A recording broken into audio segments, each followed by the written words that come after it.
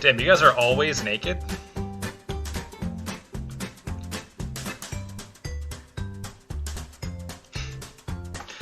I guess it is the freest way to live, as Preston just said, but I hadn't unmuted him yet.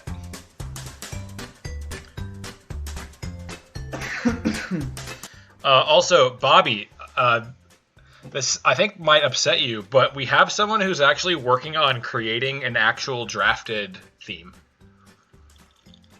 Hey Dan, our video's not up. Yeah, I know. It should still be the opening thing, right? Mm-hmm. It's about to be up in 3 seconds. I got you. Right now. Right now, it's up. Yeah, Cody Glazer, who is a big fan of the show and went to like the Conservatory of Music in Boston or something insane like that. Berkeley. No, not Berkeley. It's in Boston, but he's like a big Berkeley's music guy. the music conservatory in Boston. But okay, sorry. Oh, okay, sorry. When I hear Berkeley, I think like Cal. Cal? No. Yeah. Maybe it was Berkeley with the 2 E's. Yeah, Berkeley. Maybe it's with Berkeley. 2 E's. I honestly don't. I feel like that wasn't it. Is there another music conservatory in Boston? I don't know. That's like a pop music place. No, it was Berkeley not pop music. It was okay. Thank you, Bobby, for the spelling. It's like he played trombone. Oh, okay. Yeah, I don't know then. But yeah, so he's right now working on composing a theme song for Drafted with lyrics and everything. I've heard a rough cut. Yeah, right, Dan? Yeah, that was the rough cut. Uh-huh. I liked it. I mean, it was very rough, but he's got like grand ideas, and he is extraordinarily talented musically. I think it's actually gonna be very good. Berkeley is a music conservatory, not to be confused with UC Berkeley. Well, the more you know. You learn something new every day. Is and yeah, Berkeley what's up, where Joe? Whiplash takes place? No, Joe, have you not heard? Did you not know that I have a podcast? Preston and I do a podcast. Usually we do not do it on Twitch. The format that we will have tonight is quite different than. Hey, Lannister, what's up? We're not drafting anything tonight. Actually, we feel that like the drafts probably wouldn't work super well for the live format, and we kind of just like to mix it up as well. But yeah, here, let me hit you with that link, Joe. I am not one to brag on myself, but I actually think it's quite good. I think a lot of people really like it. Lannister is not alive. This is the ghost of Lannister, actually. But we're glad to have her. But yeah, Joe, so usually what we'll do is every week we'll draft a different topic. Like we'll draft teams. It'll be me and Preston, who you see here, and then we'll have a guest. And the topic will always be for a different goal. So like a couple weeks ago, we drafted 2000s TV shows to form the best streaming service. So it's like it's not just straight up the best TV shows. You know, there's a little more nuance to it than that. Yeah, Lannister is an illusion. I thought we all knew that. Seriously, this is going to be done in 51 minutes. My goal is to be done by 9:30. Like, so, you know, the game is to take, it's like, they're not going to tip at 7, or at 9, they're going to tip at 9:15, so we'll miss the first 15, but we're going to try to get as much done as possible. But so often on the live show, we'll do brackets or tier lists or stuff like that. That's not exactly drafting, so we get to include you guys a little more. I told my friends that I've always wanted to do a podcast with them. Oh, damn, Joe. What's their podcast about? But yeah, we'll try to be in and out, Paul. We're going to be time sensitive because I really want to watch the basketball game too because the Bucks are winning their first championship in 50 years tonight, and I want to watch it. Calling the shot. Okay. I am calling it indeed. I have no allegiances here. Pushing to a Game 7 would be pretty cool. Nah. But I like both teams weirdly. I usually am in a situation where I don't want either team to win, but I like both of them. I like Chris Paul, and Devin Booker's been fun to watch, but Parrot Paul is one of my best friends IRL, and he is a massive Bucks fan, and so I have kind of become a Bucks fan. Gotcha. Go Bucks. Also, we both have great summer shirts on. Yes, we do. You got pineapples. This is what I wore to work I have today. Flamingos. We both look great tonight, dude. This is what happens when most of your work consists of podcasting, is that you get to wear stuff like this. Yeah. Preston, what are you drinking tonight, man? And chat, what are you guys drinking tonight? I am drinking Four Roses small batch bourbon. It's delicious. And I have a long day tomorrow, so I'm trying to just be in a better mood about it. Okay. So, bottoms up. Muscle Boy Bobby's drinking a protein shake. Oh, Making me also, feel like crap, Bobby. no, don't let Bobby do that to you.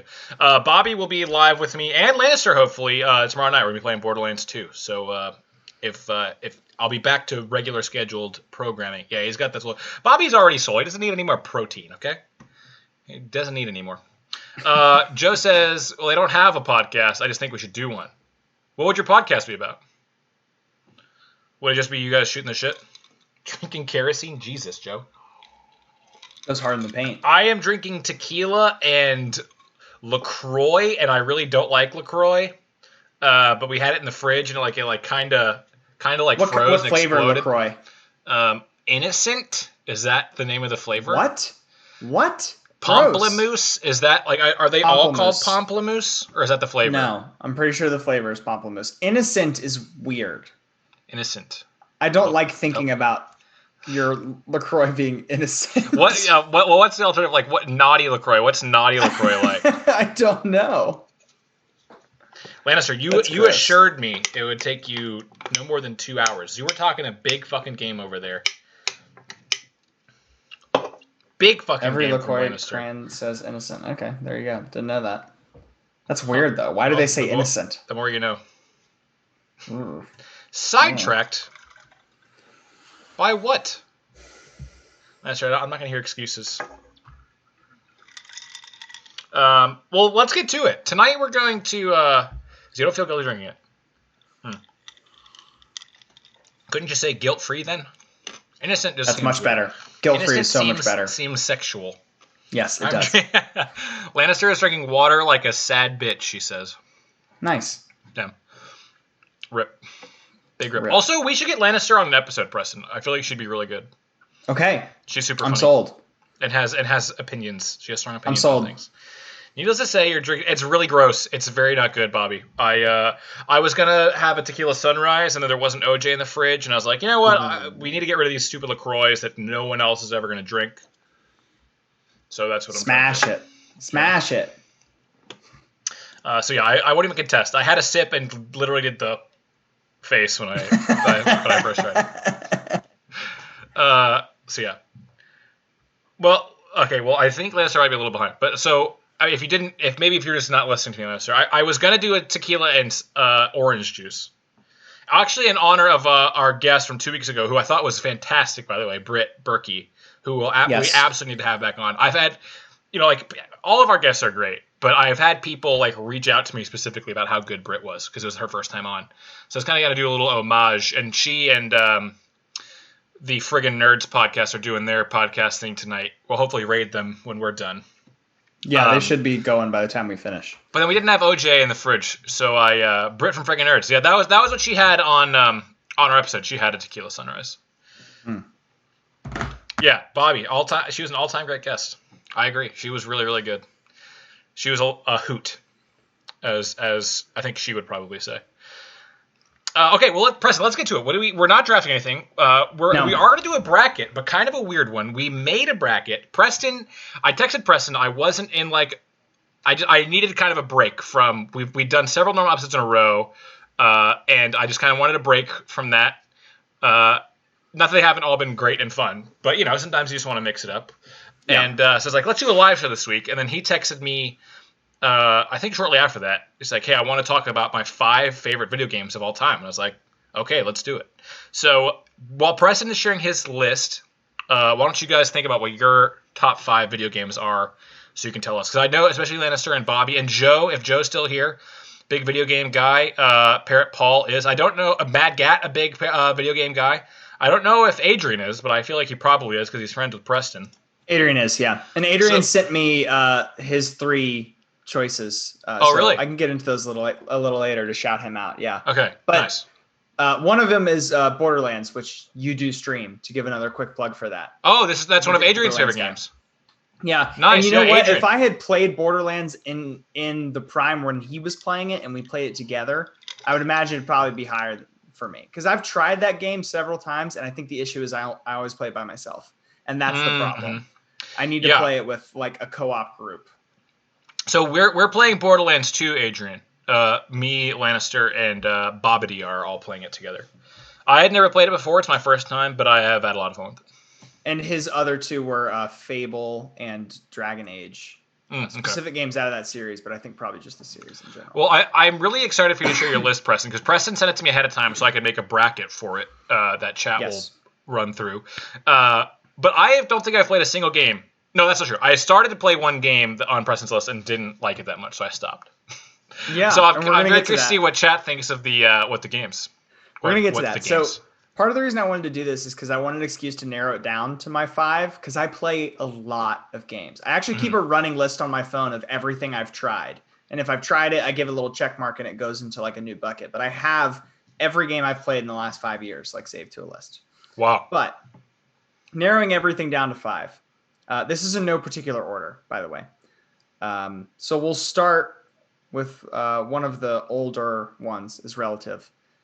Basically, the Arkham series, specifically Arkham City. And I don't know that you've tried these. I think they're they're in your queue though. They are in my queue. To try them. Yeah, Preston very kindly for my birthday sent me money to get me a game to play on stream, and the game he suggested seemed fun, but I wasn't like totally sold on it. And then I saw that the entire Arkham trilogy was on sale for like $12. Yes. So it has been purchased. It is on my queue to stream. And the game I suggested for you was Monster Sanctuary, which is essentially a Pokemon variant. I still think that would be great for you, but I don't think it's the best stream game. So I think you made the right call. Okay. But the I'm just a very big Batman fan. I think Arkham City is probably the peak of that series. So it was going to be whatever the peak of that series was for me. I will say I think Arkham Knight, for people in the chat who have played them all, has the better story, just narratively, if you were to watch it as a movie, beginning to end. But it does drag in the gameplay part, so it gets a knock for that. But Arkham City is just like really tightly packaged and wonderful. So is that your number one game? Because I did not put it at number one in your bracket. No, it is not.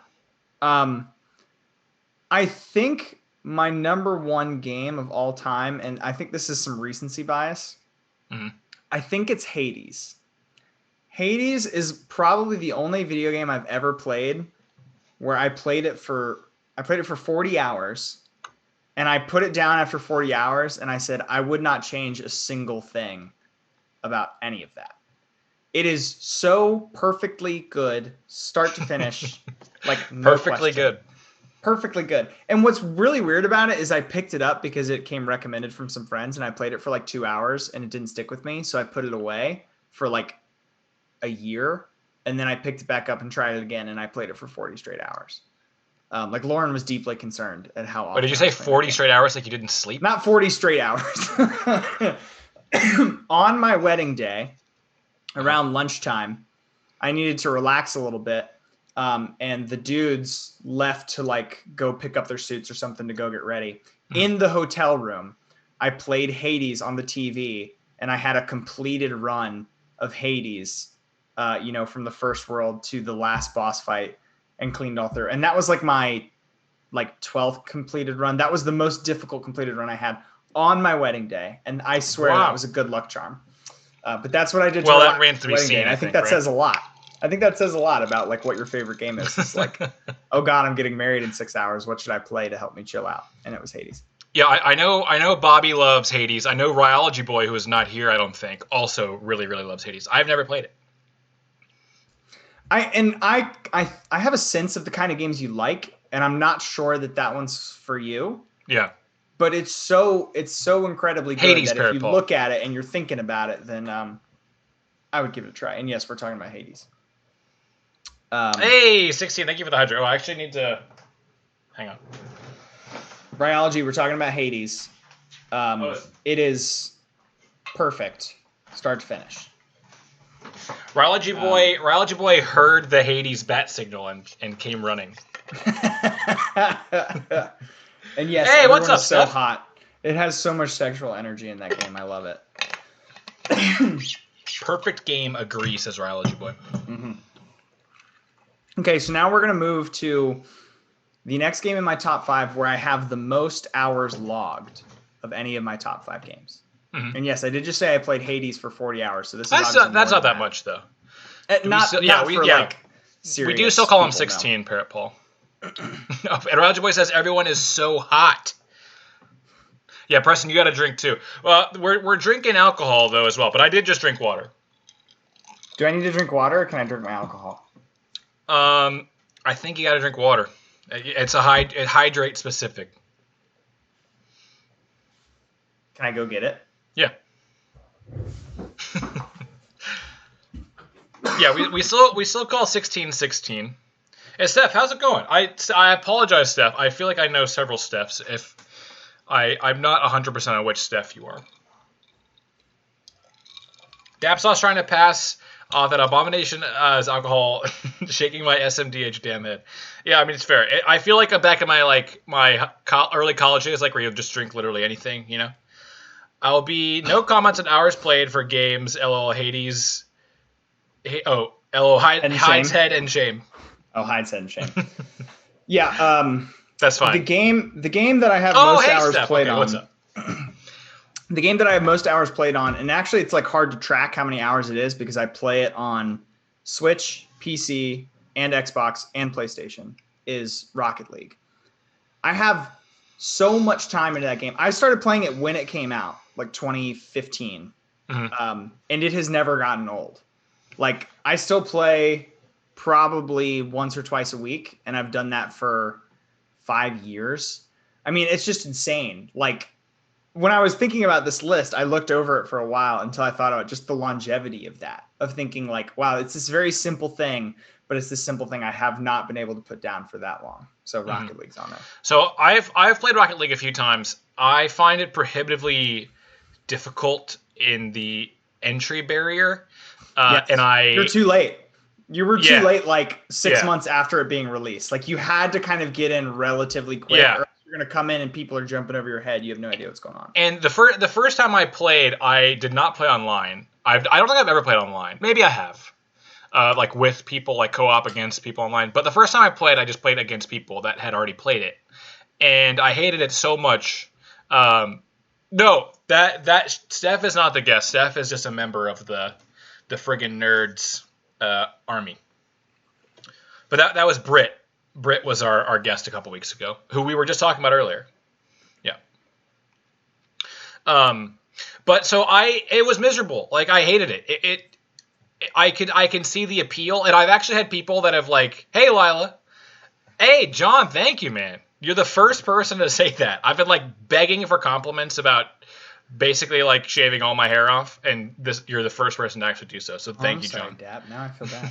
It's okay. Yeah, Rocket League, more like Suck It League. I totally agree. I mean, listen. Here's the thing. It is the closest thing I've played where my mentality of it is like sport based. Think about if you went to go, because you and I had played Ultimate Frisbee. Think about if you went to go play Ultimate Frisbee with like a bunch of people who'd been playing for 10 years and it was your first time. In a way. Like that's how you would feel. So like, because I've been playing it for so long, it's very sportsy to me. Also just because of the nature of the game, it's very sportsy to me. Much more so than something like COD or Battlefield. So anyways. Nobody in the chat has to agree, but I think Rocket League is I mean, Rocket League is a massive game. And I was going to say, I've had a couple people who are not regulars, but are friends in real life that have like basically begged for me to play Rocket League on stream. And I refuse because I don't enjoy playing it. It's not fun for me, but I can see why you would love it. It's like, it's soccer, you know? It's like high-paced arcade soccer. Yes. And it's something mechanical in video games where I can play other real people, where the matchmaking is so good that occasionally I feel good at it. Mm-hmm. Where if I'm playing like COD or Battlefield, these kind of very twitchy shooters, I'm never going to feel... Yeah, I'm always going to feel bad about it. But like Rocket League, I feel like I can hold my own. And that's like what I need. Totally fair. So anyways, that's 3 of my 5. So let's talk about the elephant in the room here. Which is God of War. Yeah, I actually love Super Strikers. Mario Super Strikers, that's a great soccer game. Mario Super Strikers is great. We're talking about God of War. Probably true, Bobby. I have God of War in my top 5. Oh, Bobby's about to go off, I think, in a good way. The best soccer-like game ever created is Mario Super Strikers. I mean, does Rocket League count as soccer-like? I would not count Rocket League as soccer-like. And if that's the case, I would probably agree with you. No. Which No, God of War? he's saying Super Strikers is, I think. Okay. Bobby D says which God of War? The most recent one. It doesn't have like a subtitle, so I guess it's technically God of War 4. That's impressive stuff. Um, Talaclassi is a big Zelda player. I don't know if you're following him yet or not, but he does a lot of Zelda randomizers on stream. He's the Zelda boy of the friend group. Daniel, Yeah. you tried, or Dap, excuse me. No, you can call me Daniel. I've known you for too long. I'm sorry. No, you tried God of War, didn't like it, you put it down. Mm-hmm. I have issue with that. It's in my top 5. Yeah, no, I mean, I've heard lots of people really love it. Bobby really liked it too. Like, so both of you highly recommended it, and that was why I gave it a go. I just found it. Yeah, sure thing, Steph. He has 2 young little kiddos, so he doesn't stream a ton, but he does play a lot of Zelda when he does stream, and he's a great friend. So, I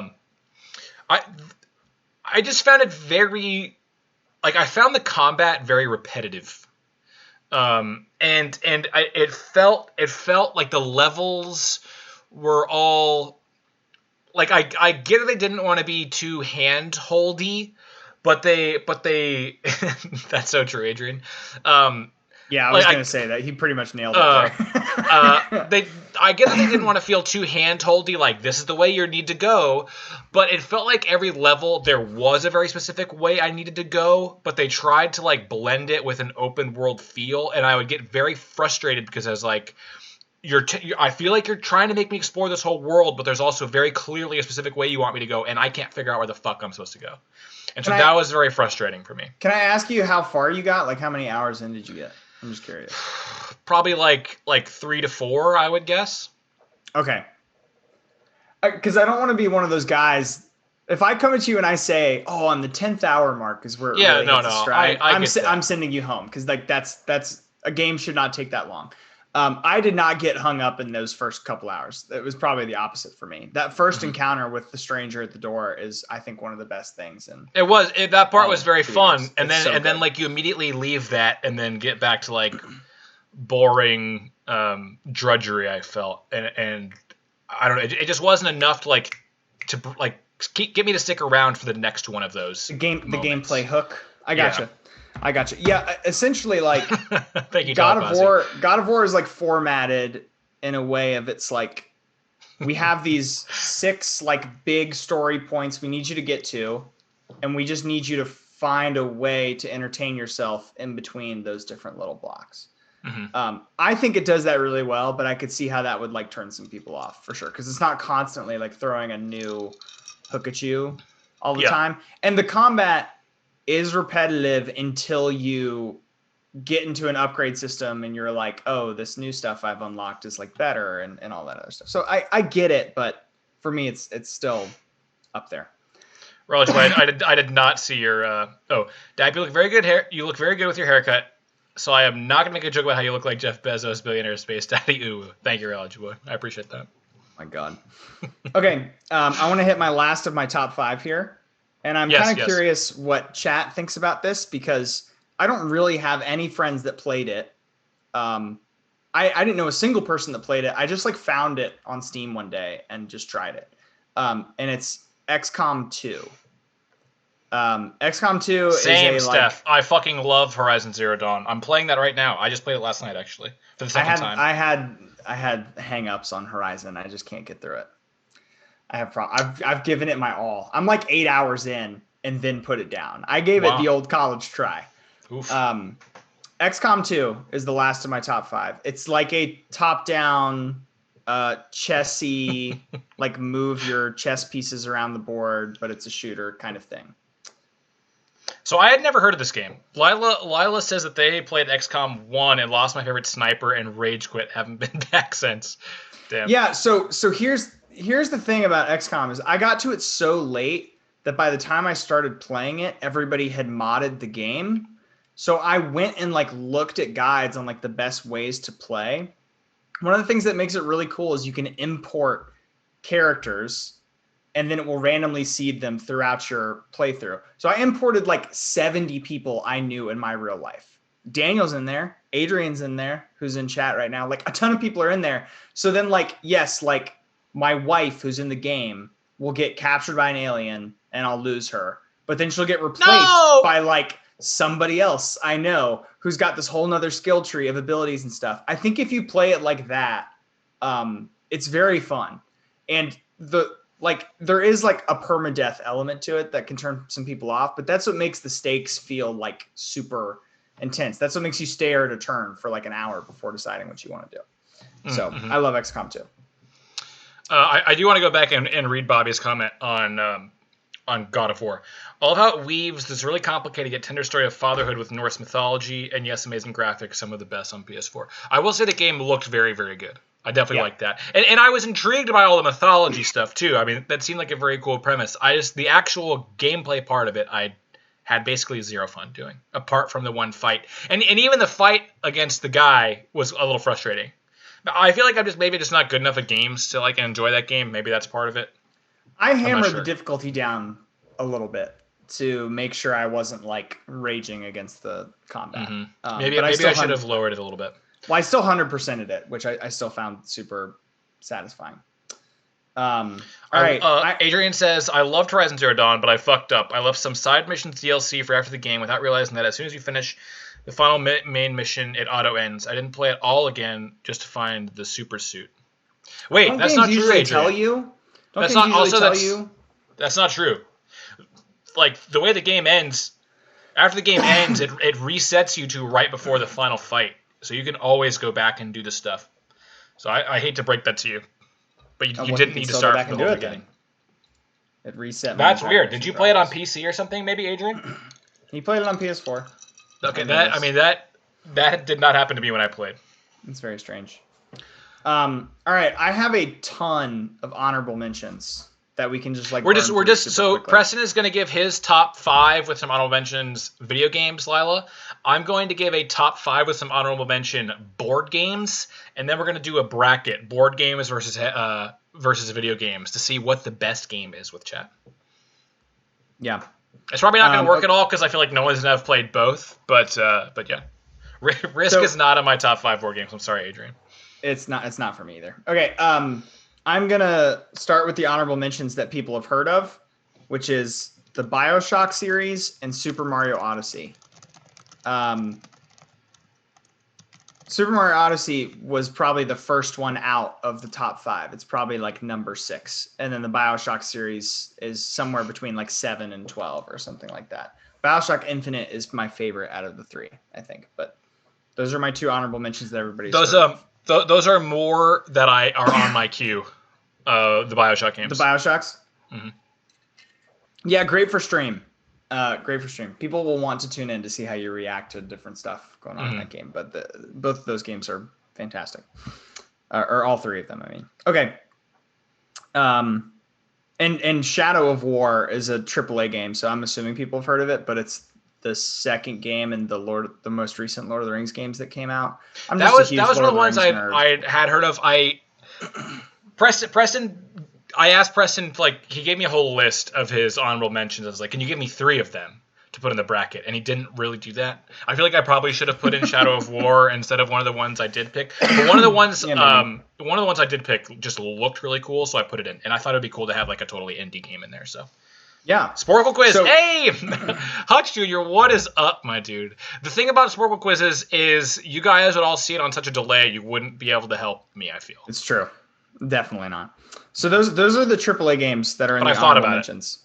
So I want to go through the rest of them and give like the elevator pitch for each one. I promise this will be fast. Okay. Spiritfarer is the best game I've played this year.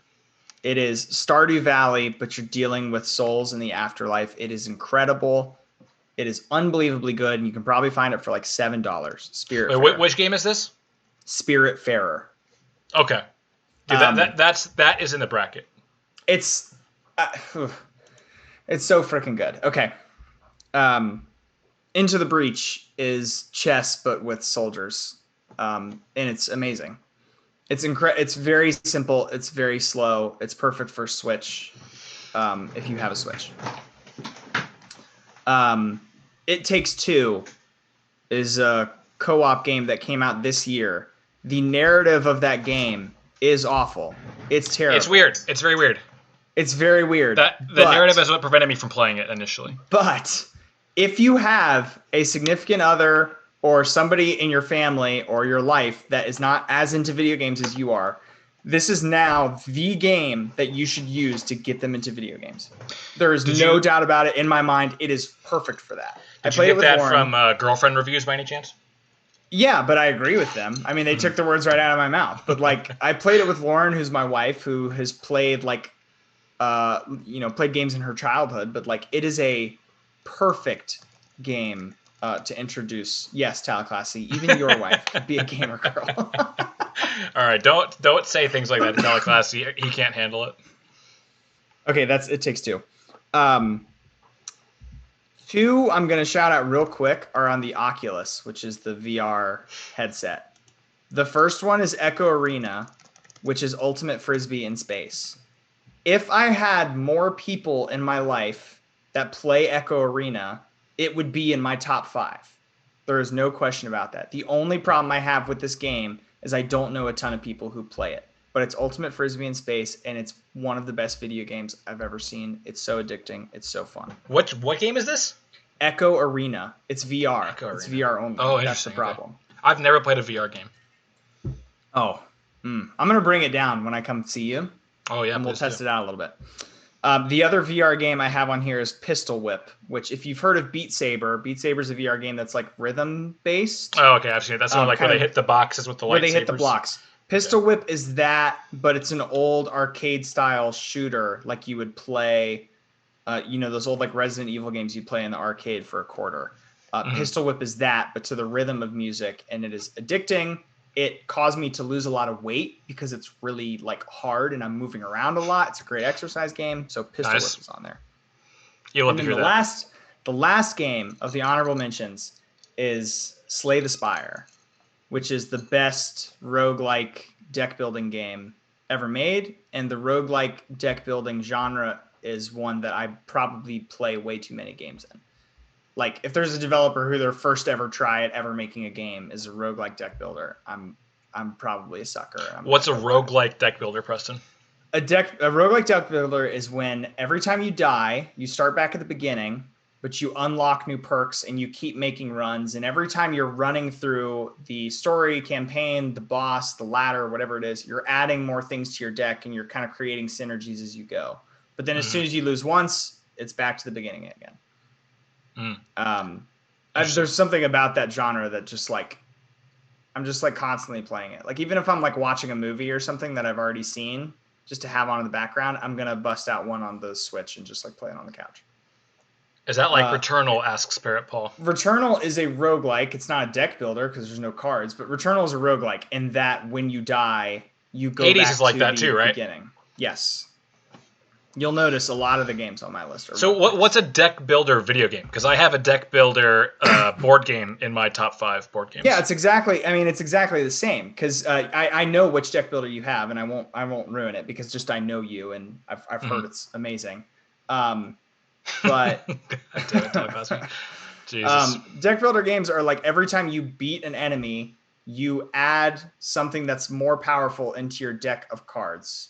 But even though it's more powerful, it's only 1 out of your 30 things. But then as you keep going, you start adding more stuff and you're deleting the weaker things and you develop these synergies as you go. And if you put it all together, you get to go all the way to the end, like a roguelike.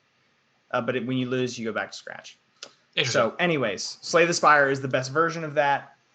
What's great about my honorable mention list, by the way, is that all of them, with the exception of Super Mario Odyssey, you could probably find for under $10. All right. So I was so intrigued to hear what Preston was saying about what makes his own list so great. But that actually is a legit reason. That's a legit reason. Yeah. I probably should have put Celeste on here too, just for people in chat. Celeste is really very good, and I think I just kind of overlooked it when I was making my list because it has stuck with me a lot. But anyways, I'll shut up now. What are you going to ruin, Parrot Paul? I want to know what Parapol is going to ruin. I also want to hear some other shout-outs for people's favorite video games. Yeah. I want to know too. I want to add stuff to my list. I'll stuff say to play. my very favorite video games are The Last of Us and The Last of Us 2.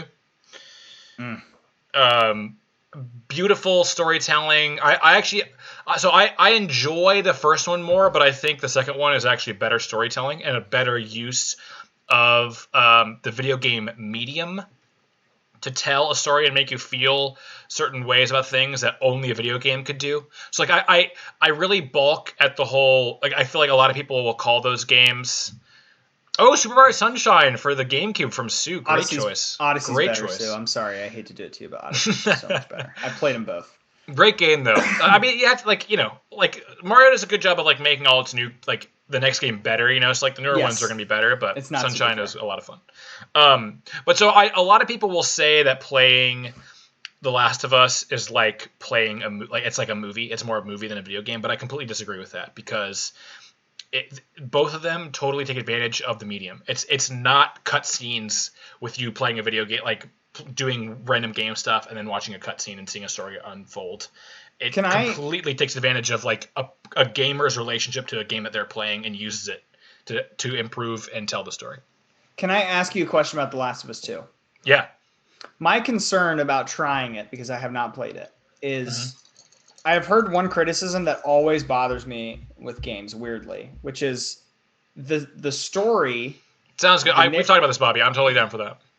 The story, the narrative, is about like protecting people and like how important life is, and like it has that tone to it. But then the gameplay is you slaughtering people as they're like calling out for their friends. But you're saying the gameplay in the game is like contextualized around that, so like it feels more natural. I feel weird when a video game is like making things very dramatic and then I walk into a town and I kill everybody's friends and family.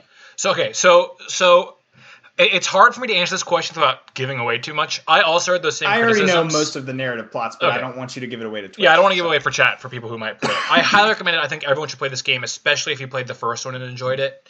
Everyone should definitely play the first one. I think the first one is a little less controversial. It's just an incredible game. I also heard that same criticism, and I read other criticisms about this game as well that made me very hesitant to play it, despite how much I love the first one. And I finally just played it, and I fucking loved it. It's an incredible game. I think that review of the game misses the point of it pretty much entirely. Okay.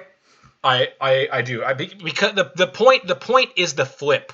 The point is not that you're supposed to feel bad while you're doing a certain thing, right? Like, okay, basically what happens in The Last of Us 2. I don't think this is like everyone. If you will ever play this like game, only three or 4 hours in. Yeah. No, so if you've ever played the game, you know that you will play the game as two different people.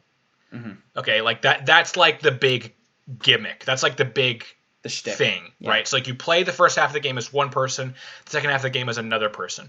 And the whole dynamic of the game is that flip. So the first half of the game, when people are crying out for their family or whatever, which is, reviewers said is, supposed to feel awful, but you don't feel awful. You're not supposed to feel awful, I don't think. And I think it does a very good job of you not feeling awful. And in a lot of ways, I think every single one of those kills feels very rewarding. And then the game then flips it and is like, hold up now. And it does it so well, I think. I highly recommend it, especially if you like the first one. The problem I would have with it, and again, coming from someone who's never played it, is that those kills do feel rewarding, but then when they flip it, they're making you feel a different thing about the thing you just did. But they didn't like give you a choice to not do that thing. Yeah. Like there are video games that give you choices about how violent of a run you want to have. I mean, if you think about something like Undertale, like where you could get out of anything without ever having any violence whatsoever, like the game seems to like put you in a corner, watch you fight out, and then yell at you for fighting.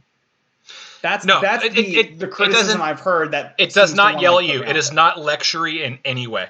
It really is not. And I will tell you, it was extremely frustrating when you start playing as a second character and you're like, no, absolutely fuck this. I hate this. I will not.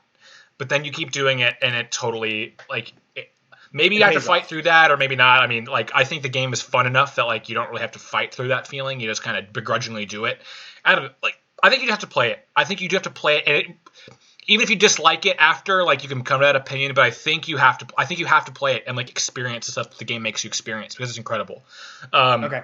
Bobby says, The Last of Us 2 stuck with me in a way no video game ever has. For me, gameplay was good, but not super exceptional. The plot is unbelievable. Just so many scenes stuck with me. That is 100% correct. It's not like in terms of the video game stuff, it's not the best video game you'll ever play. Like, it's not super creative. Like, you're killing zombies, basically, and killing bad guys.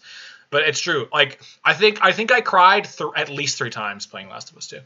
Interesting. Okay. And like, and some of them weren't even like obviously heartbreaking things. There's like after you've played the game, let me know and I'll talk about it. I'll be like, this scene made me fucking cry because anyway, it's so good. It's so good. Can we quickly shout out Tyler Classy for saying Dead or Alive Extreme Beach Volleyball is one of his favorites? Because, yeah. We're not going to go down that road. As a young man, Dead or Alive Extreme Beach Volleyball had me very confused about what video games should be in my life. I've never played it, but I've heard lots of tales from Tyler Class and Round 2 about it. Lila says their top 5 video games: Civ 5, Borderlands 2, Darkest Dungeon, Pokemon, and Morrowind. That's the thing. So Preston doesn't have a Pokemon game. I would not be able to do a favorite video games list without some sort of Pokemon game on there. Pokemon is so formative for me, and it's like hard to pick a best Pokemon game. They're all kind of lumped together in a way, I think, but. If I had to pick a Pokemon game, like somebody else on this list, I might pick Pokemon Stadium because it is the most fun I had with friends when I was younger playing Pokemon. Like, I usually am going to lean into the multiplayer type stuff, so that's one of the reasons I kind of have it not on my list. Yeah, I am a big crier to Nuki Toad. It does not take much, but Last of Us 2 is incredible. It made me cry a lot. Let's see. I heard they made it so bad with social justice. I'm not sure what that was in reference to, Religy Boy. If you're talking about, we got some hydrates again. If you're talking about Last of Us 2, I did not think so, but maybe I don't have as keen an eye to it as some may have.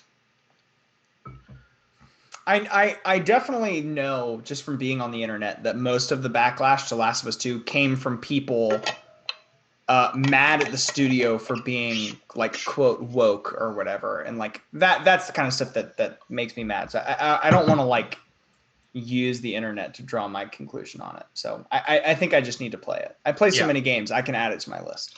Play it, talk to me about it, and like honestly, when I played it, no one else I knew had played it yet, and that was kind of rough. It's like kind of scarring in a lot of ways. It is like it takes a toll on you. The game does, and I found like a really really good YouTube video that actually helped me a lot. But it's just really incredible. YouTube video from who? I'm curious. I'll have to find it. It's not any guy that I've ever watched before. I just was like looking for Last of Us content and really really appreciated his video on it. By the way, you mentioned girlfriend reviews. Best video game YouTuber. They're very very good. So good. So fun. Anyways. Yeah, I think Ryology Boy and Bobby D turned me on to girlfriend reviews. Actually, they're great. Yeah, they're great.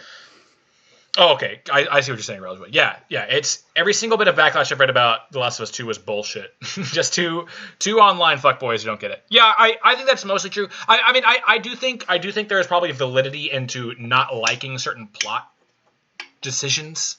I can see why people would not like it, but I agree that the backlash was complete bullshit. They did turn me on, Parrot Paul. Okay, now I guess we talk board games now, right? Sure. I feel like you're more experienced in this than I am. With board games? Yeah. Okay. Oh shit. Also, I'm an idiot, and oh fuck me. Let's see if I can find. Hopefully, I can just go back. Oh no. Did you lose okay. Well, I think I might have. It's all right. I'll entertain the chat while you're putting it in. No, I know. I created an account, so I should be able to bring it up. I will say you didn't mention Rayman Legends, which you've told me is one of your favorite games of all time. I do love that game. I do really love that game. I have it. I'm ready to play it. I'm kind of thinking maybe I should wait and play it with you.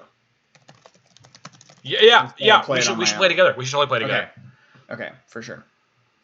And then like just real quick while Daniel's doing this. One of the things that makes It Takes Two good, not the plot, because the plot is shit, is that if one person you know has it, both people can play it. Both people do not need to own the game to be able to play it. And if you are making a co-op game, do that. because it's so freaking annoying when I want to play a game with somebody and they have it, but I want to try it. Like, it just works so well. Anyways, rant over. Yeah, no, I do want to play. I do want to play It Takes Two with you now. I was hesitant at first because of, again, reviews that I read about it. And then I saw the girlfriend. Well, here's the thing. I'm trying it. I'm trying it with Adrian a little bit. Oh, wow. And I think it's still going to be good. One of the things that made it so good is how good of an introduction it is into video games. But Adrian plays a lot of video games, so I'm curious to see if like him and I are actually going to have fun with it, seeing as both of us are kind of like, you know, quote unquote experts or whatever. If he's still here, he can type in the chat what he thinks. But I don't know. I'm curious how that goes. It Takes Three, the threesome game. I like that. Asher's got a fucking idea there. It'd be a great sequel. Lila says, here to keep dapping, checking this one. Yeah, so Lila has, I will say up front, I have not played a ton of board games. I have played, I think, a good amount more than the average person has probably, but I have not played a ton. Lila worked for 10 years in a board game store, and I think has a collection of like 200 board games. So they will certainly have a more informed opinion of awesome. Board games as a whole than I have. All I can speak to is my favorite ones that I like. I'm gonna ask Lila a question in chat then, because I don't want to ruin the conversation here. Okay. My number one board game right now at this very moment. And the thing is with board games, I feel like they stick with you less than a video game would. So like, I feel like this is much more of like an all-time list and more of a like, these are my favorites right now. But I tried to be a little like, these are games that have been important to me in my board game life. And also I've not been playing like real board games for all that long. Probably like the last 5 years or so. But number one right now is Wingspan. And Wingspan was actually a gift to me this Christmas from Parrot Paul. I had kind of heard about it, but I didn't really know anything about it. It takes a little bit to get into. It's like, because it's a type of game I've never played before, which is an engine building game. And so like it can be difficult to, like when you're learning a new game, to learn not just the new game, but to learn like an entire genre of board game. You don't have any of the background information to like, you know, to start from, I feel. But Wingspan is really great. It takes a bit to get into. Yeah, it takes a couple playthroughs, I think. But once you kind of understand what's happening, it is a ton of fun. The art is absolutely gorgeous. Looks great. It's incredible. It's really, really fun. You can play it with two people, which I really appreciate. My mom, who loves birds but is not super into board games, liked it. So like, you don't have to be a super board game nerd to be able to appreciate it either. Can I ask? You said it's an engine building game. Mm-hmm. Can you briefly describe to me what that is? Yeah, well, so I mean, it's the only one I've ever played, so really I can speak specifically to Wingspan. But generally speaking, the objective of the game is to make the best operating system that will reward you the most, right? So like a lot of games, like the system will be in place, right, and then you'll try to like maximize how you play that system. But with Wingspan, you are using like the different birds to form the best and most powerful bird sanctuary that will each turn become more and more powerful, thus rewarding. Yeah, I think I've played games of this type before, just not this specific one. Because the kind you're describing to me seems like stuff I've played before. Yeah, Adrian and I played a game super recently like that, but I can't remember what it was called now for the life of me. Bobby, you can't ban Ryology Boy, unfortunately, because he's also a mod. Also, that comment was one of the best things I've heard all day. I'm going to read it. I love the plot of Parcheesi. Like when you find out the Dr. Parcheesi was the Parcheesi all along. But yeah, highly recommend. I will play. All right, Parrot Paul, go Bucks. I'll text you after. Yeah, sounds good. Love you too. Thanks for hanging out. Thanks for sharing your favorite video games with us. I'm gonna make a board game list to match my video game list. We'll play some board games while you're here. Number 2 is a deck builder. It is DC deck building. Now, a lot of like super board game nerds probably won't like DC that much. I feel like in terms, it's like it's kind of random, right? Like you can't really be good at it, which I think a lot of like super like more intense board gamers probably don't like a dick builder. That's something entirely different, Aster. Yeah, come on with the Parcheesi spoilers, Allergy Boy. That was uncool. But so I'm not even like a comic book. Oh, is Preston frozen? No, I'm making you were just board game list. I'm deep in thought. Statue frozen for real. I've never seen a person so still in my life. He wasn't even blinking. I'm sorry. That's okay. But DC deck building, the art is great. The characters are really fun, and one thing that makes it kind of different, and it uses the Cerberus engine, which is used across several different games. There's like an Attack on Titan one, there's a Rick and Morty one, and a couple others.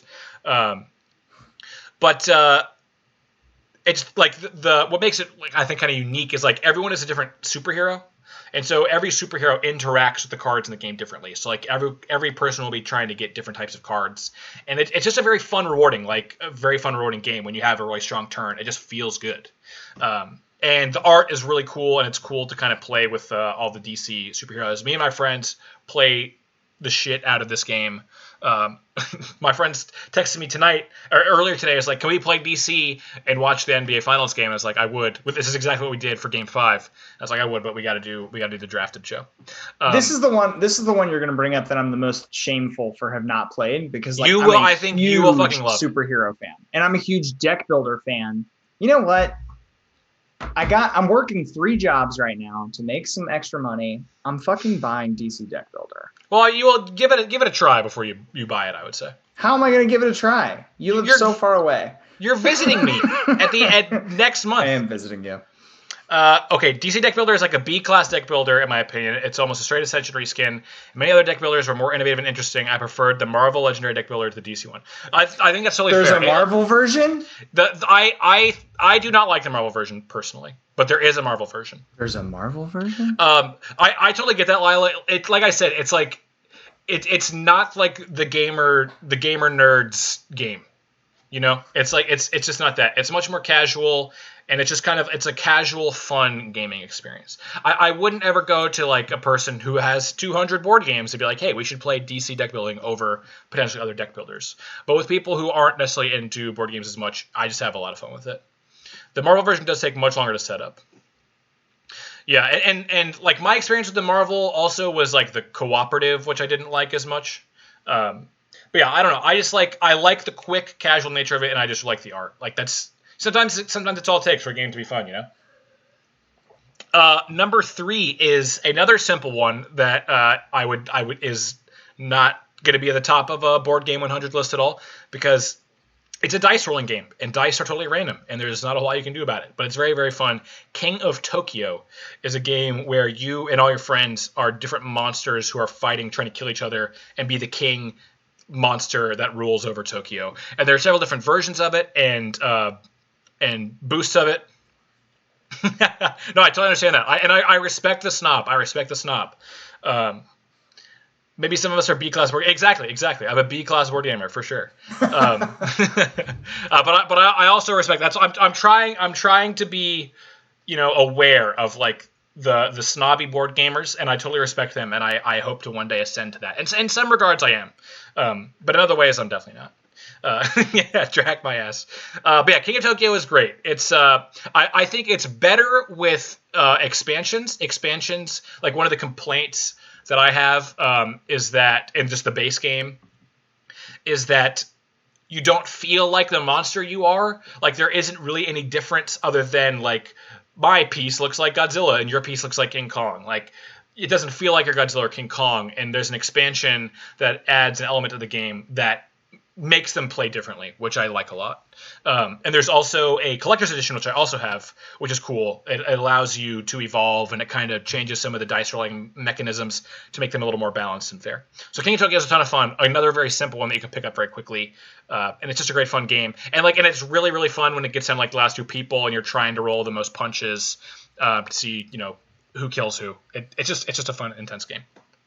What was my number 4? Can I, while you're looking, quickly shout out one I played the other day? Yeah. Not a board game, a card game, but physical cards. It's called Medium. And essentially all it is it's cards of random words, but you're playing on teams and you're trying to read the other Oh, person's mind. yeah, I'm familiar with this game actually. I've heard it's a lot of It's fun. a ton I've of never fun. played it.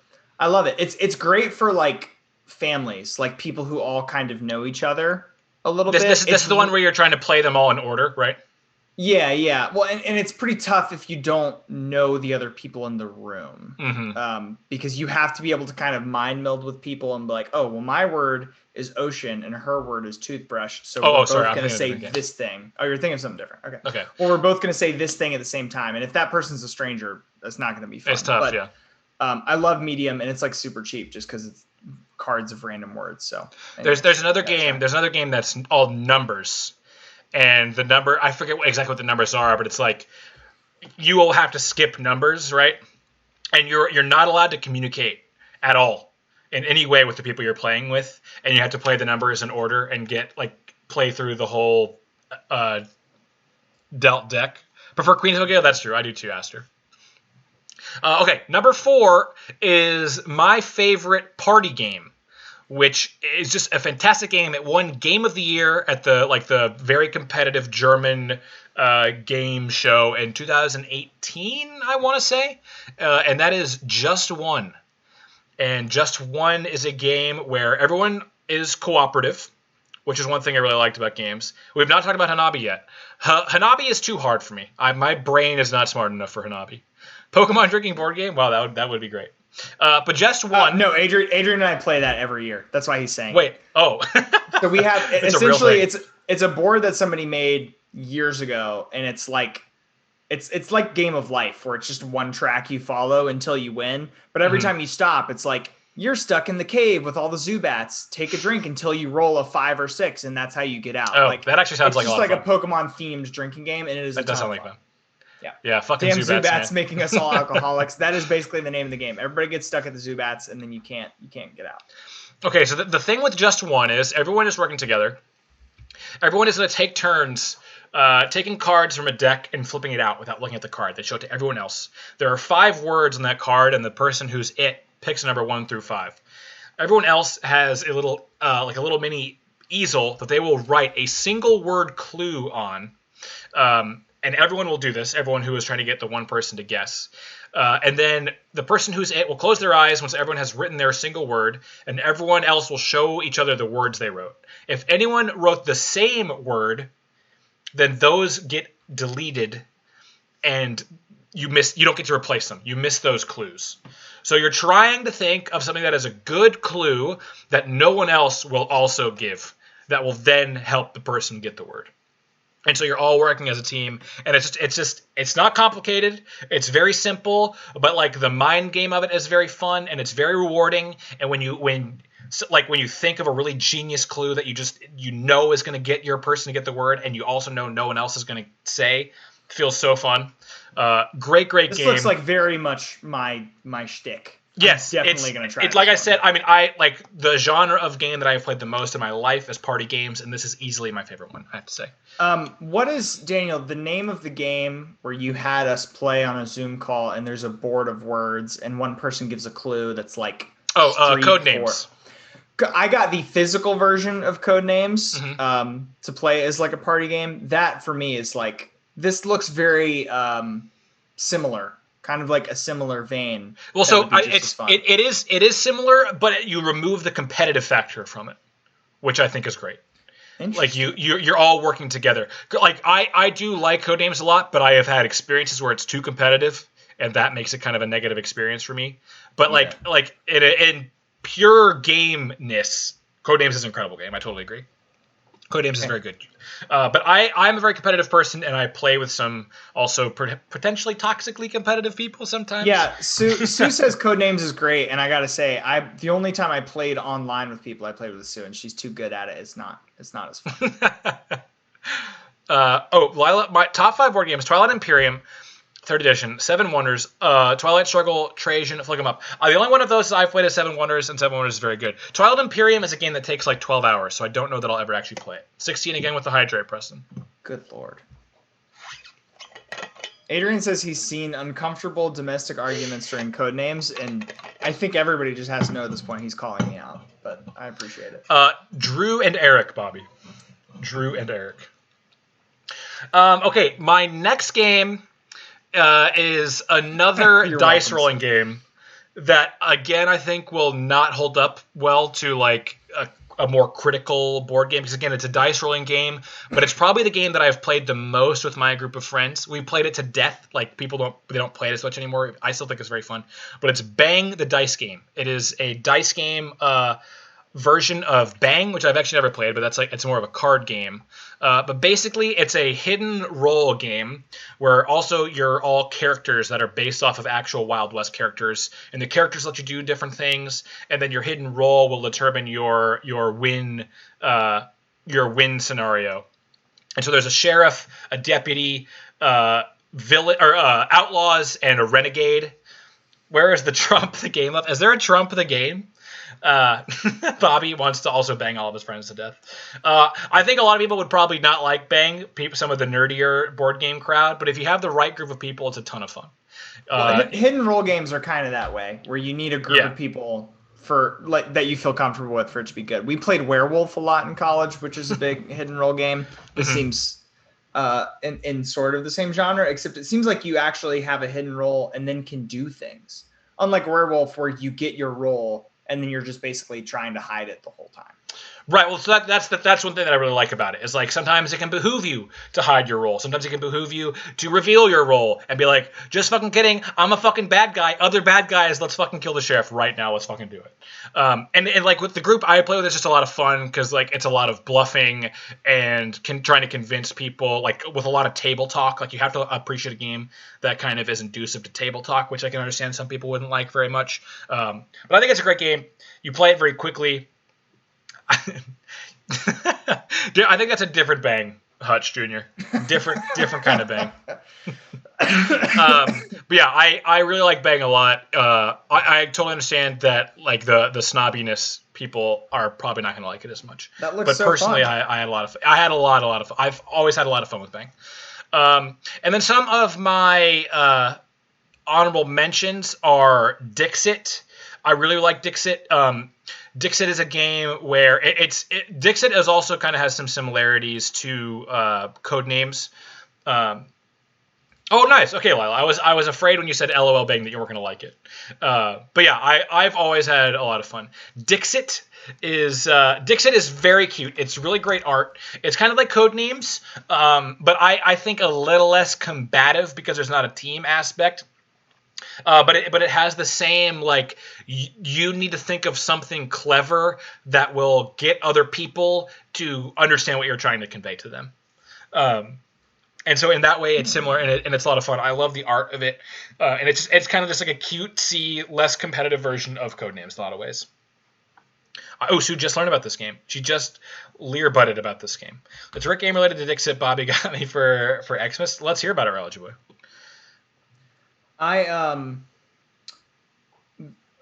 With my in-laws who aren't great at like super detailed rules. Dixit would be great for them, I think. Yeah, that seems like it. I'm looking at it. It also made me think of Exploding Kittens, which is a great game for people who like aren't super good at rules, and it's also like one deck, and it's super easy to understand. You can play it in like 10 minutes. Mysterium, probably, Religy Boy. Yeah, Mysterium also seems like a lot of fun, and definitely seems to have a very similar vibe. I have not played it. We definitely need to play it. Another good one that I highly recommend for people who aren't necessarily into board games is Say Anything, which did not quite make my honorable mentions list. It is like Cards Against Humanity in that like one person is setting up a prompt and then everyone else is answering it. But basically the difference is instead of using cards that are predetermined, everyone gets to write their own answers. And I have played with people who don't like the fact that you know who wrote what, like you use the anonymity because you see people's handwriting. But like if you're not a competitive asshole when you're playing board games with people in a very non-competitive game, like the objective of the game basically is to laugh, then it doesn't matter. Like a fun thing is like you get to bet on who you think will be picked. So like even if you didn't give the best answer, you can still get points, which again kind of removes the competitive nature of it. But that's a really great one for people who aren't as into games, so to speak.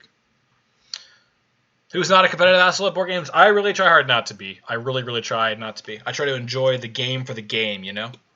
Yeah, go Sorry, I ahead. was gonna shout out one more because you're now making me think of stuff I've played and I loved, Sure. which is the Adventure Zone board game. The Adventure Zone is a podcast for Dungeons and Dragons that Adrian and I listen to, but they made a board game that's basically a RPG like Dungeons and Dragons, but like very slimmed down to its most basic things. And you could play it with someone who's never done something like that before. You could do it in one sitting, so there's not a ton of pressure, and it's super, super fun. The Taz board game is really, really, really awesome. If you want to do like D&D, but you're not sure you want to commit to like several months, Taz board game.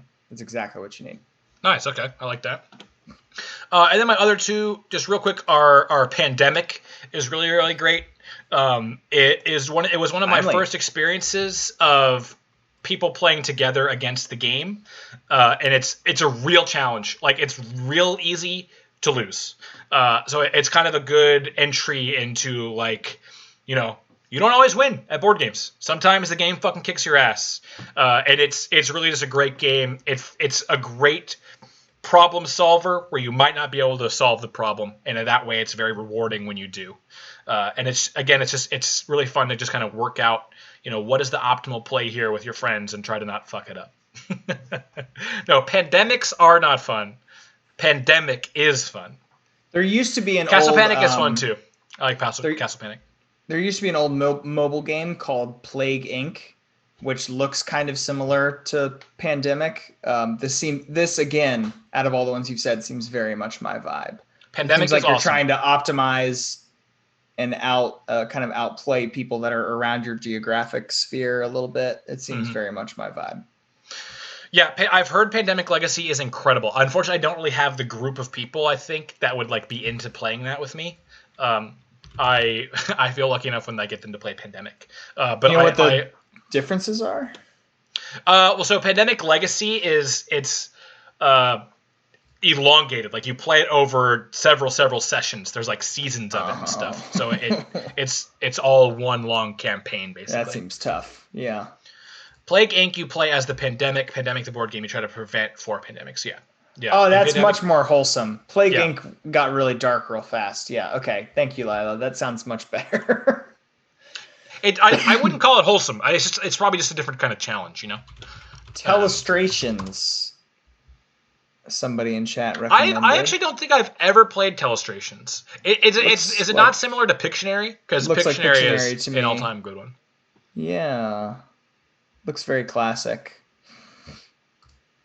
Yeah, and Albie, in what ways is it different than Pictionary? And my last one is also kind of a true classic game from that similar era as Pictionary actually is Trivial Pursuit. Nice. I fucking love Trivial Pursuit. I am a trivia fiend, and Trivial Pursuit at the end of the day is just a trivia game, and so I like it very much. And I usually do pretty well at them, which is a big part of why I like them, I think. But I will basically play Trivial Pursuit anytime with anyone. And what's up, Sprazen? Sprazen, it's me, everyone's 4th or 5th favorite mod. Nice. Sprazen's losing her confidence a little bit. Pictionary plus Telephone. Interesting. That does sound pretty fun. Ooh, yeah. Another drawing game that seems like a lot of fun is, I think it's called like A Fake Artist Goes to New York or something like that. Yes. And basically, that looks so fun. Thanks for the lurk, 16, and thanks for all the hydrations. Good idea, Hutch Jr. But yeah, so like basically everyone knows what they're drawing except one person, but they can only draw like one single line at a time, and so you're trying to like the person is trying to blend in and not reveal that they don't know what they're drawing, and everyone else is trying to figure out who doesn't know what they're drawing. There's a really funny episode of Polygon. But yeah, what was their Overboard? Polygon's Overboard. Where they play board games with their crew, and I have watched that specific one multiple times. And it's very rewatchable. Very good. It looks like a super fun game. Mm-hmm. What's it called again? An Artist Goes to New York. I think it's A Fake Artist Goes to New York. Fake Artist Goes to New York.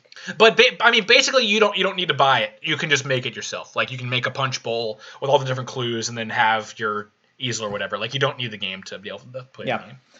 And speaking of that, I play a ton of Jackbox party games, which Jackbox are I know also great. you've played too. It doesn't fit in this category, but we should do that on stream sometime because thank you, Ryology Boy. people on stream could log in and they could like participate in the audience a little bit. So that would be a good time. Just Jackbox party games on stream. Yeah, I mean, I have a lot of games, like, you can kind of see them on my shelf back there that I really like playing, and always looking for more board games to play. There are lots of ones that I would love to play that I have not had the chance to, but I love board games, highly recommend board games, even if you think, like, they're not necessarily your thing. I promise you there are board games that are exactly your thing, because, like, there are board games that can do anything. So now that we've revealed all of the contenders on the bracket, I want to go through with chat.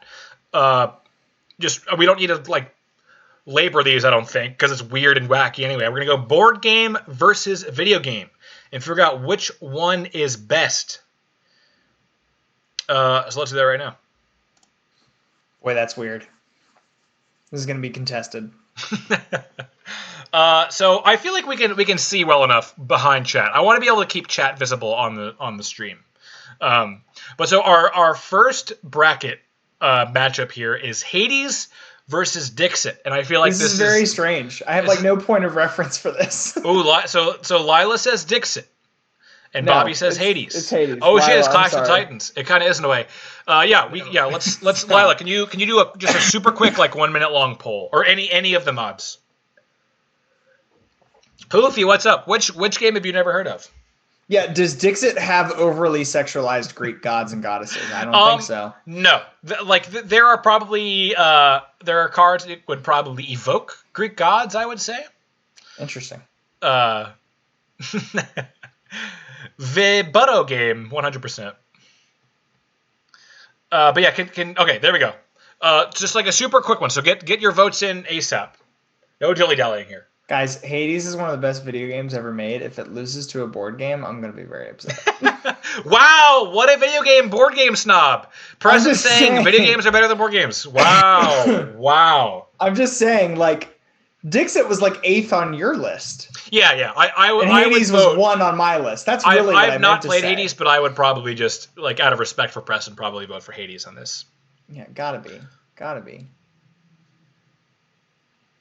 But Dixit has 1.5. Oh, yeah. What does that say?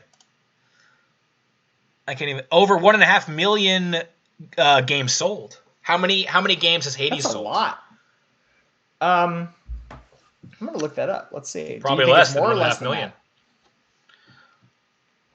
Bobby says, Hades is legit incredible. Yeah, this is video versus board, Albie. Hades wins. 4 votes to, I'm guessing, 3? So that was a close vote. Hades has sold more. Bobby says if Dixit wins, I'm leaving. Wow. You guys hating on some board games. I mean, I'm not hating on a board game. Hades is potentially the best. It's like the peak of video games. So it's just hard to... Well, I mean, what has more mass appeal though, Dixit or Hades? I would argue Dixit. But no, I'm totally fine with Hades moving on. That was to be expected. Okay, our next matchup here is Just One versus God of War. So can we get a quick poll for that? So strange. I feel like we should have done the best. No, I think it's fair. The video games and then narrowed down the board games and then gone 1v1. No, but this is weirder, and therefore makes it less binding. It's certainly weirder. Mission accomplished. Because either way, at the end of the day, I mean, we can't do all board games because you're the only one who brought board games to the table, and you already ranked your board games, Or your video games. Yeah. You're right. I didn't really rank them in order. We already did an hour and 20 minutes of synopsis. I'm sorry that you were late to the stream. Yeah, I didn't really rank them in order because I feel like putting them 1 through however many 13 I brought is redundant because any given day I'm going to pick up a different one. Yeah, I will say in my Just One Smash is God of War in this, I could play Just One once a week, maybe more, no problem, and would never get tired of it. Well, you did not like God of War, so... Yeah, I did not like God of War. Just One is the best party game I've ever played. Here's your quick refresher. As the poll is coming to a close, best party game ever. You're trying to get your teammate to guess their word with giving 1-word clues that cannot match anyone else's 1-word clue. God of War smashed it. I'm gonna try just one though. That You seems like should. a ton of fun. You should. Great party game. And that's another one you also don't need the game really. Like if you just give everyone a notepad, I mean I guess you kind of like it would be hard to make your own cards. I suppose. I like having the game. Yeah. Yeah. Did we play this with? Yes, we did. Sprazen. You have played this one. And he didn't get Wolf. Yes. Yeah. We played this game with my uncle once. I think over the holidays. And it was such an obvious gimme layup that he somehow missed, and we'll never let him live it down. Okay, so God of War moves on. I feel like we have the wrong crowd for this, and people are just gonna pick all the video games, but that's okay. Next, we have DC deck building versus It Takes Two. For this, I'm gonna pick DC deck building. I think It Takes Two is really good, but I haven't even played DC deck building, but I want to play it so bad. I'm gonna vote for it. Yeah, I genuinely do feel like you will like DC deck building more than you like It Takes Two. I genuinely feel that way. Part of the problem is like I think It Takes Two is like truly fantastic for someone who doesn't interact with video games a lot. Like that's who I think it's perfect for. Or someone who wants to like hold somebody else's hand through a video game. But like if I'm playing it alone, it's good. I will say good. I like DC deck building so much that I do play it by myself. I'll play it like me versus me, and just play through the game. That's amazing. Oh my god, I'm so excited to play this game. Yeah, no, he did. So the story that Preston is talking about, I wish I could remember all the clues, but he said the word we were trying to get him to say, like, and then connected it to each clue. And then somehow I was like, well, it can't be that thing that I am saying that clearly I am acknowledging connects to every single word. So annoying. Yeah, come on, DC deck building. Come on. Oh, smashed it. Oh hell yeah. Smashed it. Hell yeah. That people hate that It Takes Two maybe a little bit. Ooh, this is an interesting matchup. Next we have Rocket League versus Pandemic. Now Pandemic is like a universally celebrated board game. Yes. KR is like the target audience of this. Exactly. I've only just arrived, but at the moment DC deck building wins. How fitting. KR is the person who introduced me to DC deck building, so he loves it, I think, as much as I do. Maybe even a little bit more. You two have been the two people in my life to pitch it to me. You and KR, for sure. This is tough for me because I have also heard like Pandemic is like fantastic, but Rocket League for me is like, I don't know, it's on my top 5. I gotta pick Rocket League. I feel a little bit of shame about it, but Pandemic is more topical. That's true. It's definitely more topical than car soccer. I think Pandemic has to win this. I mean, I understand like why someone would love Rocket League and not to knock it, but like at the end of the day, it's a pretty simple game, right? But that's the thing that makes it so magical. No, I totally get that, but Pandemic, as KR says, is like a groundbreaking board game that is like universally beloved and critically acclaimed. There's just a lot to it. Right now we're in a tie. Are they in a tie? Oh shit. Yeah, someone vote. Vote now. Oh no.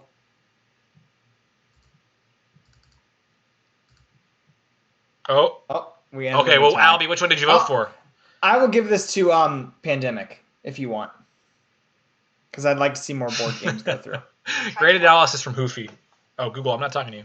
I will give this to Pandemic if you want, Dap, because I want to see more board games go through. I think that's fair. Also, I haven't seen any of the votes pop up on mobile. Oh, it could be kind of hard to vote on mobile sometimes, Brazen. I think you kind of just got to know where to look for it. All right, so we'll give this one to Pandemic. I think there are people who couldn't vote that I'm guessing probably would have been able to go Pandemic. All right, here we go. We got video game versus video game now. So we got Hades versus God of War. So this will be a fun poll, I think. We know how Preston feels because Hades is his number one game. God of War is very good, but yes, it's Hades. Sprazen, I don't know why, but the alert box has not been working for me. I could not get it to work. Let's see if I can get it to work now.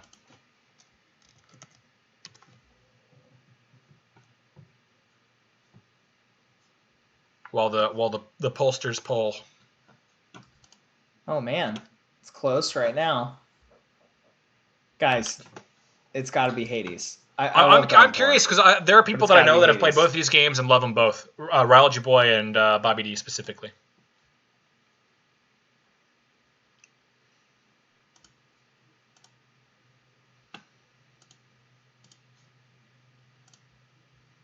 Oh no. Oh no. Guys, vote. Make sure you vote. It's gotta be Hades. It's gotta be Hades. They have time. They have time. But yeah, do vote. The coaches poll. Nice. Hutch Jr. with a very insidery joke there. Wow. Preston, I'm sorry. I'm trying to get him to work. I know. I'm trying to get him to work. I'm trying to log into dashboard, but it's not. God of War takes it. Wow, really? I don't like hate that, but Hades is better. But that's fine. I mean, it's still in my top 5. So. Okay. Next we have DC deck building versus Pandemic. How do you feel about this one, Dap? Well, I in terms of like time played and how much I cherish a game because of memories with it, it's DC deck building. But I think objectively, Pandemic is a much better game. Okay. And I would imagine Pandemic will win this in a landslide. If I had to guess. Sprayson, let me play those sound bites for you. Let's see what were they. They were channel points. It was ludicrous display.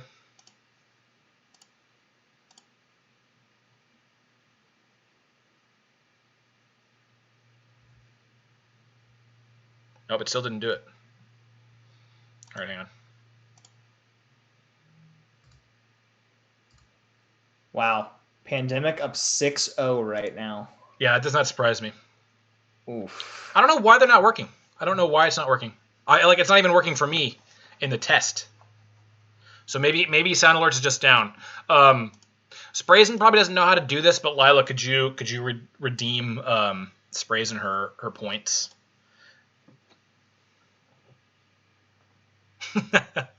How close was the Hades poll? Would Ryology it was like 4-2. Okay. It was like 4-2. No, it would not have swung it. It was pretty close, but. Oh, okay. Sorry, Sprayson. I shouldn't have doubted your mod abilities. Pandemic with a clean sweep, and I can't say I'm surprised. I think Pandemic is objectively a far superior game to DC deck building. I'm so excited to play both of those, though. Yeah, I do. I think I should come down for an entire week when I come see you, and every night we're gonna play a different board game with your family, and it's gonna be great.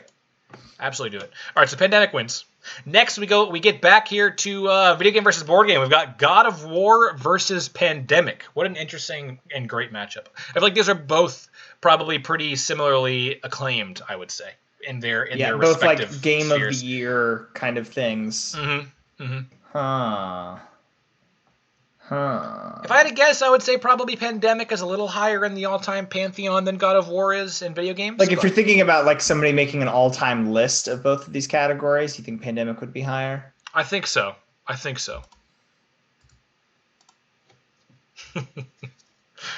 Ooh, it's Preston close is right visiting now. Sprayson. I watch on mobile most of the time. Most of the time I'm on Twitch on my mobile. I am visiting Sprayson. I'm gonna come down soon. Gonna play a little disc golf, play a little board games. Absolutely. Damn, Bobby's got you there, Sprayson. He's got. I really think, Dan, I'm just gonna put in PTO and just not work for the week I'm down there with you. Rology boy, you can't even be upset because you're never here. You're never home. And also, I just couldn't play board games for a whole year and a half. You know. Especially not one called Pandemic. That would just be insensitive. Well, the last board game I played, it was like the week basically before everything got shut down, and we played Pandemic. Oof. Because it was apropos, and then I played Pandemic during the pandemic virtually with KR Magic and our friend Charlie, who has been on the show. Oh, that's fun. Yeah, come on up, Eric. Sorry, who? All right, God of War moves on. I gotta be honest. I voted for Pandemic on that one. Did you really? Oh, I have not been voting, so. But I would have voted Pandemic as well. But the people have spoken. Next, we have Wingspan versus Spiritfarer. And Preston, this is the game you said that is like, what is the Stardew Valley? Except for the Afterlife. Except for the Afterlife. The quick pitch on Spiritfarer. I've played a lot of like farming type games. I don't know what you call them. I guess you call them like life sim, like Animal Crossing, Stardew Valley. Like I've played a ton of them. Spiritfarer is the best one. Or Harvest Moon. Harvest Moon. Yeah, sure. Spiritfarer is the best one. It's not close for me. Spiritfarer made me cry. It is incredible. The simple plot of it is you are shepherding lost spirits from their death to the afterlife. You learn about their lives, you learn about the things that make them tick, and you help them become better people as you shepherd them on. It is an incredibly emotional game. It's unbelievably good. It's from an indie, very small studio. You could buy it for like $10. If you have a Switch, it's perfect for it. I loved that game. It was very close to being in my top 5 for sure. So, but you're saying Wingspan is the number 1 board game you had on your list. So I do feel like I'm going to lose, but I'm glad it's my favorite game right now. Pitch on it. And I think it's like number 6 on Board Game Geek, I think, or something like that. It's definitely top 10. I'm putting my message in the chat just so like people know I'm serious about this, because like it's really good. It sounds like it'd be a game that Brazen would actually really love. She really likes Stardew Valley a lot. You would love it. If you regret it, I will refund your price of purchase. That wow. is not a bluff. I will absolutely do that. If you come back to me and you're like, I played a couple hours and it's just not for me, you got it. Okay, next up we have Batman Arkham City versus Bang the Dice Game. Now this is one that I feel like will probably be a landslide for the video game. Brazen, are you saying what does the game have as in you have 2,000 hours plus in Stardew. Try Spirit Fair. It's amazing. I do agree with that, Lila, 100%. That is very factual. And also Board Game Geek clearly has like very a very specific type of game that they like. I think Board Game Geek voters like to feel smarter than everyone else, so like games that are overly complicated a lot of times get ranked too high, I think. But I still think it speaks well to the fact that it is a very well-regarded game.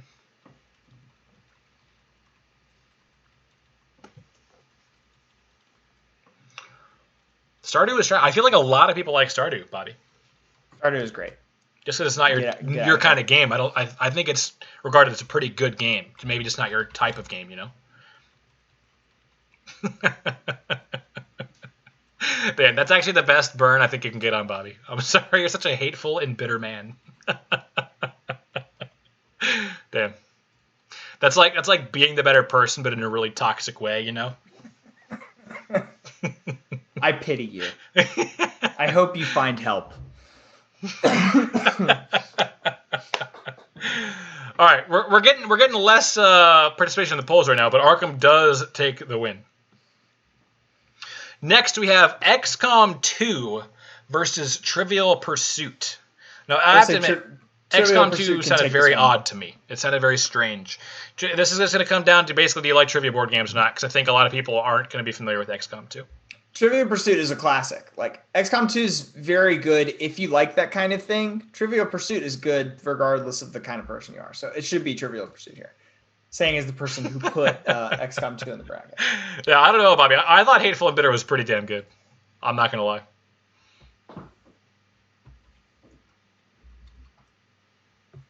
So Ryzen says, Stardew definitely fails in terms of people for me. Everyone seems kind of samey. Yeah, I totally buy that, and that's what I was going to type, is that I think that's where Spiritfarer really makes its money, is like the relationships with the different characters in game. They all feel unique. They all feel like they are distinct people. That's cool. I'm not lying when I said it made me cry like multiple times. Lauren was very concerned about me. As she should be. As she should be. Oh, I haven't voted yet. I should vote for Trivial Pursuit, and I am. XCOM 2, very good, though. So I think I did XCOM 2 a bit of a disservice. I had it as your number 2 game because it was number 2 on the list you sent me. But it seems like it was probably actually your number 5. It was probably my number 5, yes. That's right. But that's fine. That's okay. All right, so Trivial Pursuit moves on. Next, we have King of Tokyo versus Super Mario Odyssey. This is a tough one. I mean, these are both great games. I feel like Super Mario is probably going to win the vote, I'd have to guess. But I really feel like King of Tokyo deserves to be in a matchup with it. I think they're You didn't on really par. sell me on King of Tokyo. Like, maybe I missed it, but like, I'm confused by it. What are you confused by? So you play as a monster that's trying to Mhm. destroy the city, but you're rolling dice. Yeah, so the dice allow you to do different things. You can attack monsters, you can heal yourself, you can roll for points, you can roll for energy, which is the game's currency, and the game's currency allows you to buy power-up cards that make your monster more powerful. And basically you're just trying to be the monster that either it becomes the best by getting the most points, which isn't quite as fun, or the killingest one who's still alive after you've killed all the other monsters. And Okay. it's just basically you become a character in a Godzilla movie, basically, and you fight to the death of the other Godzilla characters.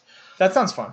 It's very, very fun. That. It's simple because it's dice rolling, and again, it kind of has like the same sort of like suspenseful ending, hopefully, at the end. You know, where you're like, oh my god, if I roll 5 punches in my 6 dice, I win, and if not, I almost certainly lose. And that's like always a very fun moment, and the build up to it is really great. And you kind of like get to the character's really fun. I mean, look, there's a fucking space penguin. There's a goddamn space penguin. Uh-oh. Has stream just frozen? Oh, no. My computer is freezing? I don't know if stream is freezing or not. Your stream is... your video feed is frozen, it looks like. No, yeah, I think all of it froze. I think it's fine now, though. Okay. I think the stream dropped for a second. Oh, that was a close vote. That was a very close vote. You know, let's guess for the Space Penguin. Space Penguin is great. He's just a great character. And one of the things that makes me sad, I really, really like the collector's edition that came out last year. But one of the things I do not like about it is that they got rid of Space Penguin. Space Penguin was a second edition of the game edition, and they went back to all the first edition characters, so they dropped Space Penguin. Which makes if I am to get King of Tokyo, do I need to get the expansion stuff with it too? I would say... Well, first, just play the game. You're coming. You're gonna play all these games. Okay, we're gonna play all these games to see if you like it. I would say you don't need it right away. No, I think when you play King of Tokyo and then if you play it a bunch with your friends and it starts to feel a little repetitive, it's a good thing to add to make it fresh again. But I do not think it's necessary. I do think it makes it a little bit better, but it also makes it a little more complicated. So I think it's probably better to play the game, get used to the game, and then add in the mechanic, if that makes sense. Sure. Okay. No, that makes sense. Okay, but so people lost Street for a second, but I think it's back now. I think my computer just had a weird... I mean, my computer sucks, so it just had a weird moment. Okay, so Super Mario Odyssey won 4-3. That was close, and I think fitting. Next, we have Wingspan versus Batman Arkham City. And I even though Wingspan is my number one game, I totally would understand if it does not lose to Arkham, or if it does lose. Both flying creatures. Oh, baby. The Bucks are up 29-16 at the end of the first quarter. Ooh. Yeah, if you get a game, I almost always recommend to start with the base game, add the expansion if you like it. The one exception that springs to mind is Kingsburg. Play it with the expansion also, always. What's Kingsburg, Lilo? Yeah, what's Kingsburg? No, I'm curious. And also one game that I recommend starting with the expansion is DC deck building, actually. I have DC deck building and an expansion and with a hybrid deck, like a selected deck. What does the expansion add? Heroes Unite. Oh, what does it add? Basically, it just adds more cards. So like there are some cards that are not so good or like too good in each of the games. So you kind of like make your own set to make a better game, basically. I gotcha. I like that. Mm-hmm. It's a dice rolling game that adds all its interesting mechanics with the expansion. Okay. Oh, interesting. I'll have to look at that, Cloud. I looked at every board game that was discussed here, so I'm going to do the same with Kingsburg. Well, luckily for you, you'll be able to test a lot of them. And this is how, so a lot of the games that I've played, I either saw on tabletop. I absolutely fell in love with tabletop over a summer. And that was kind of what hooked me on board games, really. And also playing with other people, like playing games with friends with KR Magic. I have another friend who works at Ultiworld who's very into board games, and that's how I discovered Bang the Dice game was through playing with him. Okay, next we have Trivial Pursuit versus Super Mario Odyssey. Odyssey is a very good video game. Odyssey is the happiest game to ever be made. I once yelled at my friends for trying to talk to Will Wheaton. Oh, dang! Was he at your store? The funny thing is, I don't really like Will Wheaton that much. I think he's kind of cringy in his whole vibe, but the show is just so good. It's just funny. It's just really a lot of the people that he has as guests on are really great. If it was just Will Wheaton, I don't think I'd like the show as much. And I kind of like that he leans into like how he always loses or whatever. But I don't know. I really like tabletop. Wait, so you like it when a person on a show is a little more humble and is okay with the fact that they always lose. So you do like that? Yeah. Okay. I just want to log that away. Listen. I wasn't knocking the character you play on the show. I just felt like you had a great draft last week, and I wanted you to sell it better because you deserve to win. And spoiler alert, you did win the poll. I did? You did. You won the poll. Let's go. What a day. Preston has never played tomorrow Odyssey, even though she owns it. Indie host Gen Con, and he was in town. I find him cringy too, and we were late to the movie we were heading to, and they saw Will on the street and wanted to talk to him, but it was very clear he wasn't interested. Yeah, he does also seem kind of like he might be a guy that's a bit of an asshole. I know there's been some like controversy with him saying things that were perceived as pretty dickish. I definitely do not like the show for Will Wheaton. Like I said, I find him pretty cringy sometimes, but I think the show kind of transcends him in a lot of ways, and I appreciate him for making the show because I do think it's a really good show that I have enjoyed, and it's a great way to like see if you think you'd like a board game or not, you know. A really, really good way of doing that without like sitting down and playing it. You get a really good idea of what the game actually is. Thank you, Sprazen. Sprazen gets it. She knows. There's definitely no Jack without Preston because he's the one who pushed for us to do a podcast. And edits the show. So. That's true. I mean, if I really had to, I would probably just find some cheap, shitty editing software. Yeah. Here's the thing. If Drafted didn't have me, the show would be hilarious, but it would sound a little off. And if Drafted didn't have Daniel, it would sound great, but we would not be really saying anything worth any value at all.